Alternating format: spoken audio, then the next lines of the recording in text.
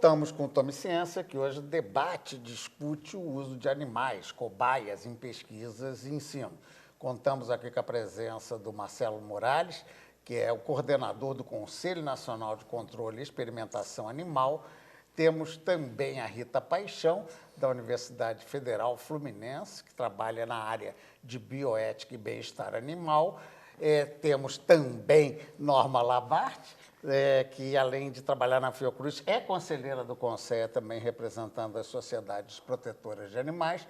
E, por fim, o Otávio Presgrave, que é da Anvisa, da Fiocruz e dos comitês aí de cosméticos. Ele até ficou nos devendo, quando a gente foi para o intervalo, essa coisa que o Morales anunciou, ou seja, está se criando uma rede específica para testes alternativos, é isso? Exato.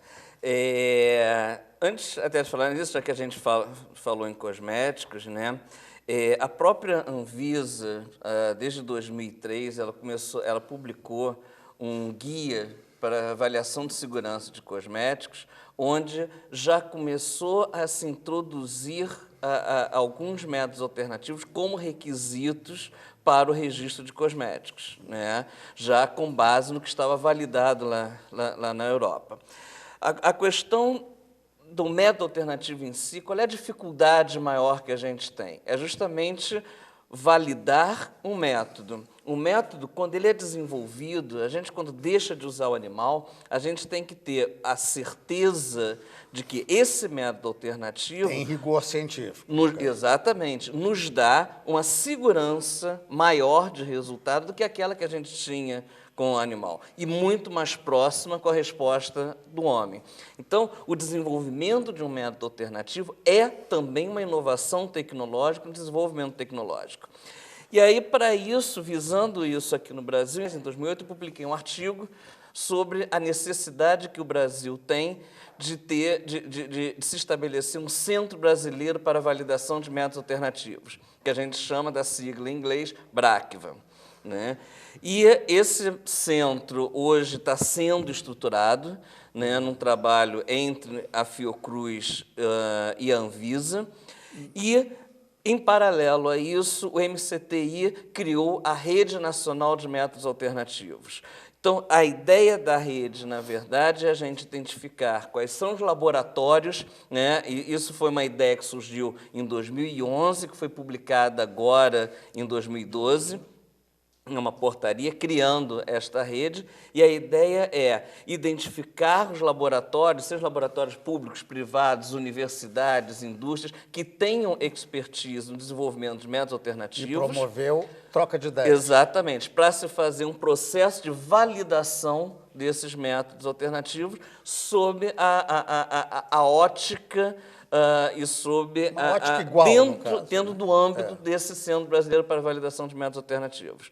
Então, a ideia é não só a gente validar no nível nacional o que já foi validado lá fora, não é repetir uma validação, sim. Mas muitos isso produtos... ajudaria a buscar métodos brasileiros. Também. Por exemplo, muitos produtos foram validados usando muitos métodos foram validados utilizando produtos de interesse europeu. E a gente precisa ver se esses métodos se aplicam a produtos de interesse nacional.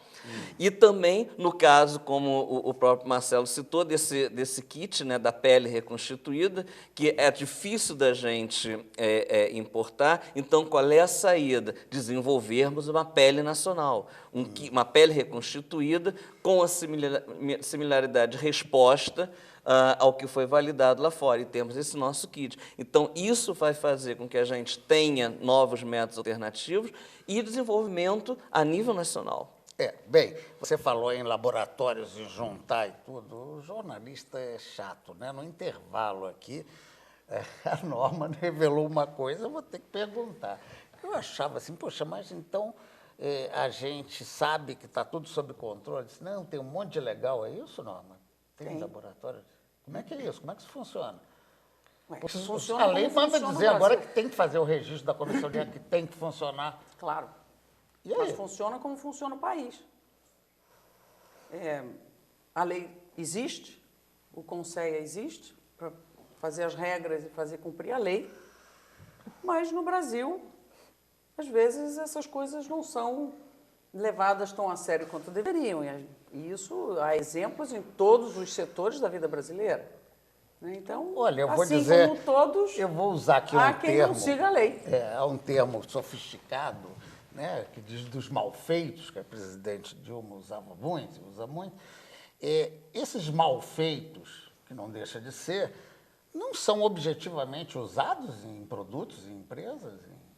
Esses laboratórios ditos não legais estão aí servindo alguém. É diferente do jogo do bicho, que é uma coisa totalmente Olha, fora. André, eu gostaria de falar sobre isso no seguinte aspecto.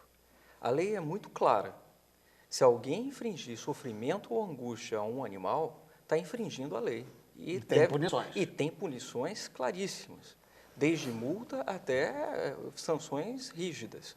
Então, se alguém no país estiver fazendo alguma irregularidade em relação à experimentação com animais para propósitos científicos ou didáticos, ele deve ser punido. Então, se alguém no país sabe de algum laboratório que não seja registrado e que não esteja fazendo aquilo que deve ser feito, ou seja, aquelas pesquisas com protocolos aprovados, ele deve ser submetido às sanções da lei. Norma, botamos você no aperto Pois é. agora. Então, você vê que isso acontece. E, por lei no Brasil, infringir sofrimento ou maus tratos aos animais já era proibido há muito tempo. Isso não veio a partir de 2008 com essa nova lei. Isso é da lei de crimes ambientais, que eu já não me lembro de que ano é. Você lembra? Crimes ambientais? Tem uns 10 anos a lei de crimes ambientais. Sei lá, muito tempo. E sempre foi crime no Brasil. E quem era fiscalizador disso era o IBAMA, né, o responsável. Hoje, segundo a nova lei que cria o CONSEA e que faz com que todas essas regras hoje sejam muito mais rígidas, e é isso que o CONSEA busca, é fazer com que essas regras sejam rígidas e que sejam cumpridas.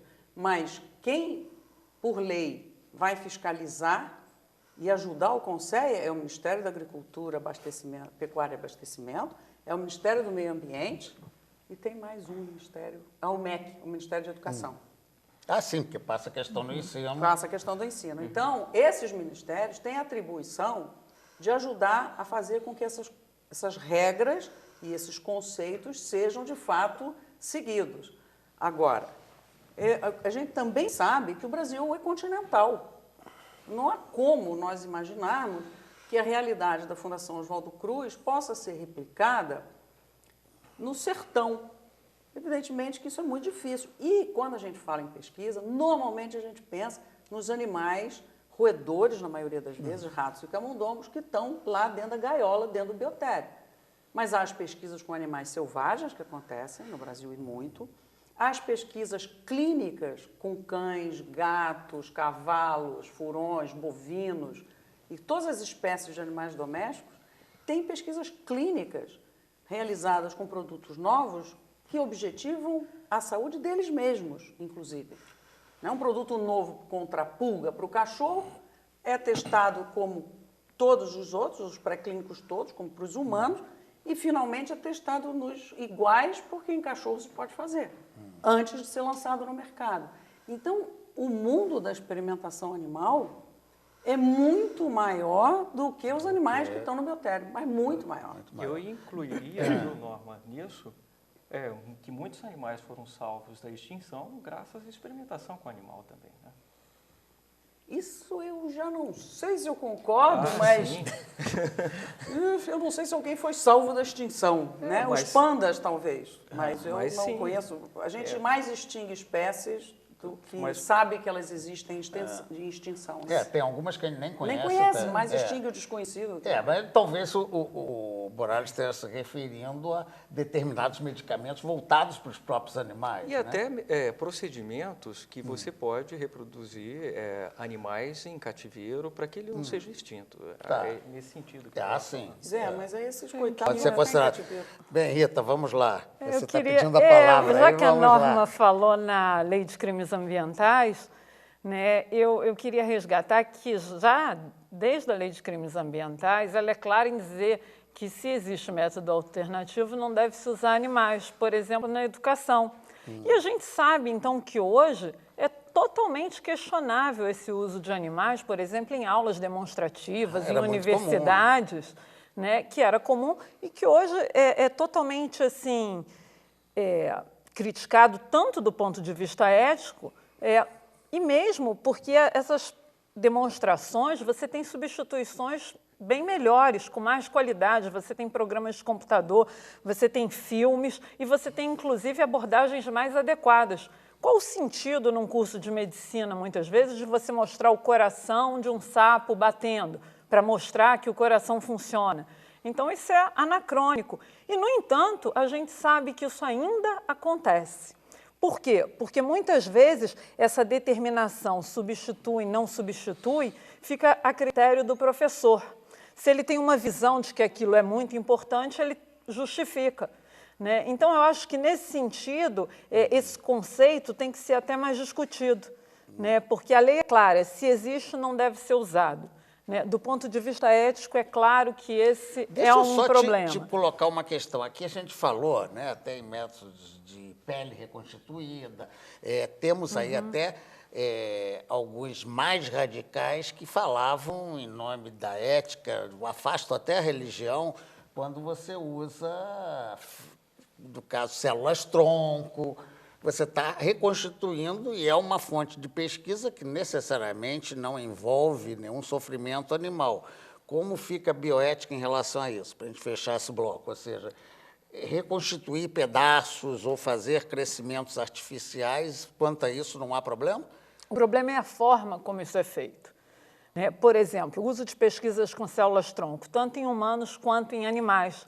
Hoje você tem pesquisa clínica com animais que faz isso. Ou seja, o animal tem uma lesão medular, ele precisa, vamos dizer assim, de buscar um tratamento para ele, muitas vezes um animal de estimação, como foi falado aqui, um cão, um gato, e isso é feito de uma forma de pesquisa, mas que significa, ao mesmo tempo, um benefício para aquele animal, o resultado dessa pesquisa. Isso é uma pesquisa ética, assim como é feita em seres humanos, porque você está buscando benefícios para o próprio indivíduo que tem um problema, que vê naquilo, às vezes, uma chance de ter o seu tratamento, e esse conhecimento, então, é aproveitado tanto para outros animais daquela espécie, quanto para outras espécies. De certa maneira, o né? homem também é usado como cobaia, entre aspas, quando experimenta algumas medicações junto com os que não tomam medicações. Você tocou num ponto importante, porque, por lei, nós temos que testar em animais, por lei, e depois fazer os mesmos procedimentos em seres humanos. Na fase 1,